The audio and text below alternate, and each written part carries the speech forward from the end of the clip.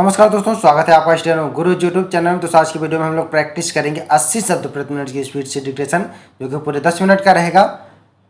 तो यह डिक्टेशन हमारे मासिक पत्रिका के अंक 2 से है, जो कि प्रतिलेखन संख्या 18 और 19 से है। आपको इसका PDF चाहिए तो वीडियो के डिस्क्रिप्शन में लिंक दिया गया है, वहाँ से डाउनलोड कर सकते हैं। डिक्टेशन लिखने से पहले दोस्तों इसमें हम लोग आए हुए कठिन शब्दों का अभ्यास कर लेते हैं, जिससे डिक्टेशन लिखने में आसानी हो। तो पहले हम लोग कठिन शब्दों का अभ्यास करेंगे, उसके जस्ट बाद डिक्टेशन लिखेंगे। तो वीडियो में आगे बढ़ने से पहले अगर अभी तक आपने हमारे चैनल को सब्सक्राइब नहीं किया तो प्लीज़ सब्सक्राइब कर लेना, साथ में नोटिफिकेशन बेल ऑन कर देना, जिससे आने वाली वीडियो आपसे मिस ना हो। तो चलिए शुरू करते हैं। महोदय, देना चाहता हूँ माननीय सदस्य अधिष्ठापित कच्चा सामान पंचवर्षीय योजना आशय पत्र प्रोत्साहित कर रहे हैं। मैं जानता हूँ, मैं चाहता हूँ, दुर्भाग्यवश उद्योगपति फैक्ट्री एकाधिकार माननीय सदस्यगण कायरतापूर्ण छत्तीसगढ़ सुरक्षाकर्मी दिवंगतों माननीय सदस्य संस्मरण एयर होस्टेस बर्बाद माननीय प्रधानमंत्री जी। चलिए अब हम लोग डिक्टेशन स्टार्ट करते हैं। रेडी। महोदय, मैं भाषण समाप्त करने से पहले एक सूचना देना चाहता हूँ। माननीय सदस्य देश के टायर उत्पादक यूनिटों की क्षमता के बारे में जानना चाहते थे। महोदय, 1984 के सूचना के अनुसार इस समय टायर उत्पादन करने की जो अधिष्ठापित क्षमता है वह 136 लाख टायर प्रतिवर्ष है। यह क्षमता बनाई गई है। मैं माननीय सदस्य से सहमत हूँ कि जो क्षमता बनाई गई है उसका पूरी तरह से उपयोग नहीं किया जा रहा है। 1984 में 136 लाख टन क्षमता की तुलना में 106 लाख टायरों का उत्पादन हुआ है, अतः 77% क्षमता का उपयोग हुआ है। बहुत सी कठिनाइयाँ हैं। हम निर्माताओं को दोष नहीं देते हैं। पर्याप्त मात्रा में कच्चा सामान उपलब्ध नहीं है। विद्युत की कमी है। उन्हें इस अड़चनों पर काबू पाना है।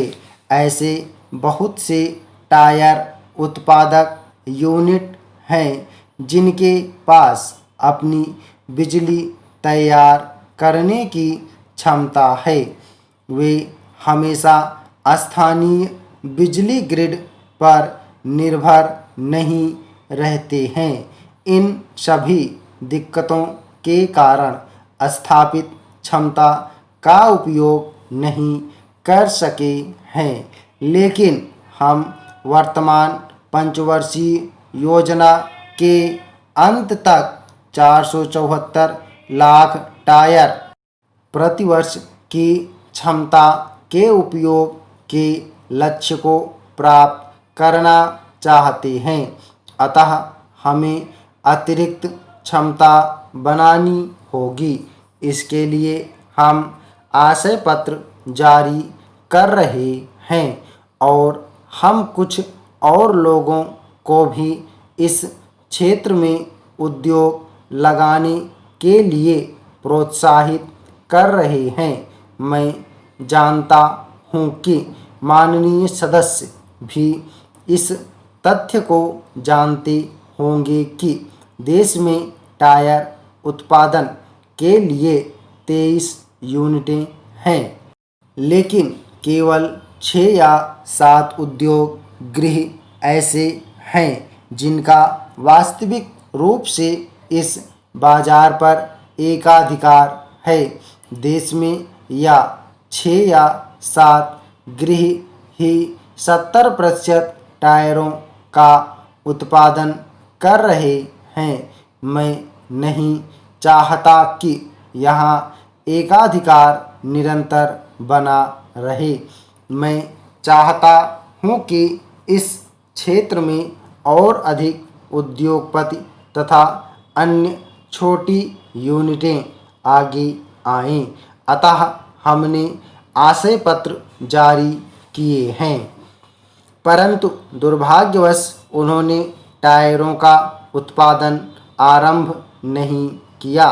जैसा कि स्वयं माननीय सदस्य ने कहा है, हमने 3 आशय पत्र जारी किए हैं, परंतु उन्होंने अब तक इस पर कोई कार्यवाही नहीं की है। हम इकाइयां आरंभ करने के लिए उन्हें पूर्ण सहायता देने का प्रयास कर रहे हैं। यदि 10 लाख या 15 लाख टायरों का उत्पादन करने हेतु हमारे पास कोई आवेदन आता है और यदि वे फैक्ट्री लगाना चाहते हैं तो हम उनकी सहायता करने के लिए तैयार हैं, परंतु किसी प्रकार का एकाधिकार नहीं चाहते। माननीय सदस्यगण, एक कायरतापूर्ण माओवादी हमले में 21 मार्च 2020 को छत्तीसगढ़ के सुकमा जिले में एक पुलिस गश्ती दल पर हथियारों से लैस माओवादी द्वारा गोलियां चलाए जाने से कथित रूप से केंद्रीय रिजर्व पुलिस बल के 17 सुरक्षाकर्मी शहीद हो गए और 15 घायल हो गए। सभा इस कायरतापूर्ण हमले, जिससे मृतक के परिवारों को पीड़ा और दुख पहुंचता है, पर गहरा दुख व्यक्त करती है। अब सभा हमारे दिवंगतों और सभी शहीदों की याद में थोड़ी देर मौन खड़ी होगी। महोदय, ऐसे बहुत सारे क्षेत्र हम सब लोगों के परिवेश में कहीं ना कहीं होंगे। निश्चित रूप से यह बहुत बड़ी चुनौती है। भूगर्भ के जल की जिस तरह से क्वालिटी अफेक्ट हो रही है, आर्सेनिक का प्रभाव बढ़ रहा है, फ्लोराइड का प्रभाव जिस तरह से भूगर्भ के जल में बढ़ रहा है, यह सब चिंता का विषय है। पर हमने इस दिशा में कि हम भूगर्भ के जल को किस तरह से दोबारा उपयोग में ला सकते हैं, इस दिशा में भी हमने व्यापक योजना के साथ काफ़ी तेज़ी के साथ काम करना प्रारंभ किया है। जैसा मैंने कहा कि हमारी 65% आवश्यकता भूगर्भ के जल से पूरी होती है। मैं आज भी कहीं चर्चा कर रहा था, हमारे बहुत से वरिष्ठ माननीय सदस्य बैठे थे। उन्होंने कहा कि हमने तय किया कि अपने घर में हम पानी बचाएं। निश्चित रूप से सब लोगों ने इस दिशा में सोचना प्रारंभ किया है।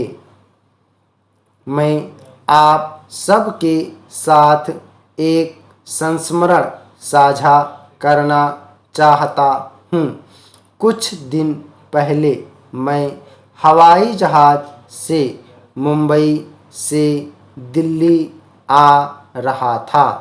इंडिगो का हवाई जहाज़ था।